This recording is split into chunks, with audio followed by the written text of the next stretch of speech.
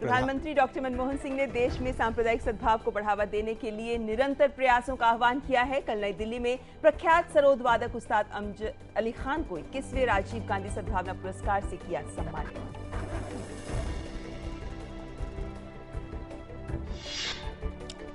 दिल्ली, हरियाणा, उत्तराखंड और अरुणाचल प्रदेश में खाद्य सुरक्षा कार्यक्रम लागू हो गया है। दिल्ली में यूपीए अध्यक्ष सोनिया गांधी और दिल्ली की मुख्यमंत्री शीला दीक्षित ने कल योजना की शुरुआत की।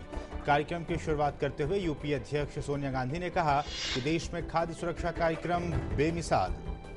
खाद्य सुरक्षा कार्यक्रम की गुजरात के मुख्यमंत्री नरेंद्र मोदी द्वारा की जा रही आलोचना पर केंद्रीय खाद्य मंत्री केवी थॉमस ने मोदी को आड़े हाथों लिया।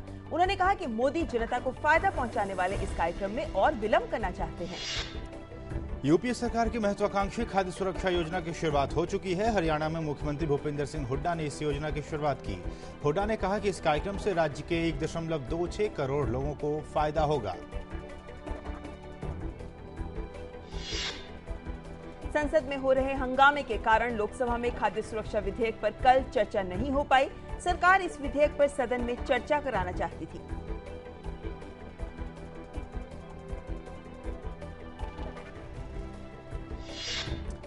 कोयला आवंटन मामले की लापता फाइलों के मुद्दे पर संसद में भारी हंगामा हुआ। कोयला मंत्री श्री प्रकाश जायसवाल ने कहा इस मामले की जांच की जा रही है। मंत्री के आश्वासन से असंतुष्ट विपक्ष के हंगामे के चलते दोनों सदन गुरुवार तक के लिए स्थगित। वायुसेना ने अपनी सामरिक क्षमता का प्रदर्शन करते हुए अपने विशेष ऑपरेशंस विमान C-130J सुपर हरक्यूलियस को कल लद्दाख के दौलत बेग ओल्डी हवाई पट्टी पर उतारा। चीन की सीमा से महज 8 किलोमीटर की दूरी पर स्थित ये हवाई पट्टी दुनिया में सबसे ऊंची है और सामरिक नजरिए से काफी अहम है। अक्साई चीन के ठीक सामने की इस हवाई पट्टी के पास ही अप्रैल में चीनी सैनिकों ने घुसपैठ की थी और वे 20 दिन तक वहां तंबू गाड़े जमे हुए थे। C-130 हरक्यूलिस विमान के स्क्वाड्रन के कमांडिंग ऑफिसर तेजवीर सिंह और उनके चालक दल ने 16,000 फुट की ऊंचाई पर विमान उतारकर एक इतिहास रचा। बिहार में हुई रेल दुर्घटना में मारे गए लोगों को कल लोकसभा में श्रद्धांजलि दी गई। लोकसभा और राज्यसभा में सदस्यों ने मृतकों के लिए मौन रखा और पीड़ित परिवारों के प्रति संवेदना जताई।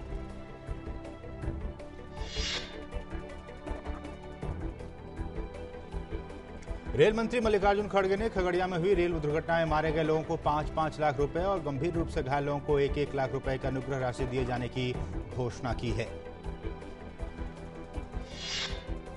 जोरदार गिरावट के बाद रुपए, शेयर्स और बॉन्ड्स में अंत में कल कुछ सुधार देखा गया। एक समय कारोबार के दौरान रुपया $64 के स्तर को लांघकर $64.13 प्रति डॉलर के निचले स्तर तक चला गया, लेकिन बाद में रिजर्व बैंक द्वारा डॉलर की ताबड़तोड़ बिकवाली से रुपए में सुधार के बाद $63.25 पर बंद हुआ।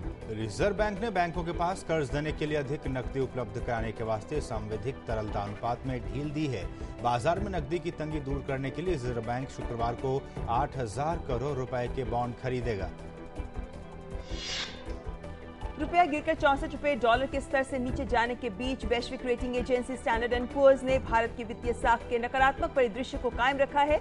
S&P का कहना है कि मुद्रा के अवमूल्यन से निवेशकों का भरोसा बुरी तरह से प्रभावित हो रहा है। भारतीय रिजर्व बैंक अगले साल की पहली तिमाही के दौरान संभवतः नए बैंकों के लिए सिद्धांततः मंजूरी देगा। वित्त मंत्री ने कल लोकसभा में बताया कि पहले चरण में रिजर्व बैंक आवेदनों की जांच करेगा ताकि आवेदक की पात्रता सुनिश्चित हो सके। नए बैंक लाइसेंस के लिए रिजर्व बैंक को 26 आवेदन मिले हैं। वित्त मंत्री पी चिदम्बरम वर्तमान आर्थिक स्थिति पर आज अंतर्राष्ट्रीय मौद्रिक कोष और एशियाई विकास बैंक के प्रतिनिधियों के साथ चर्चा करेंगे। 2 दिवसीय सम्मेलन में आर्थिक मुद्दों के हर पहलुओं पर होगी चर्चा। कर्नाटक की मांड्या और बेंगलुरु ग्रामीण लोकसभा सीटों के लिए आज मतदान होगा। इन चुनावों में 36.37 लाख मतदाता अपने मताधिकार का इस्तेमाल करेंगे। मुख्यमंत्री सिद्धरमैया के लिए उपचुनाव बेहद अहम है। दोनों सीटों पर भाजपा ने जेडीएस को अपना समर्थन दिया है।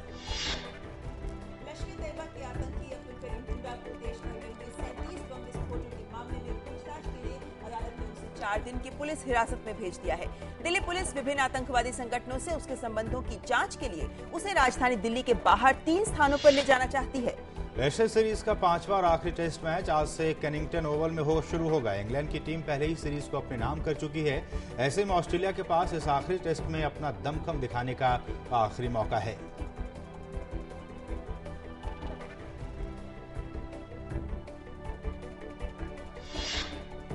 और देश भर में रक्षाबंधन का पर्व धूमधाम और उत्साह के साथ मनाया जा रहा है। इस मौके पर बहनें अपने भाइयों की कलाई पर राखी बांधती हैं और भाई अपनी बहनों की रक्षा का वचन देते हैं। श्रावण मास की पूर्णिमा को मनाए जाने वाला रक्षाबंधन का त्योहार भाई बहन के अटूट प्रेम का प्रतीक है।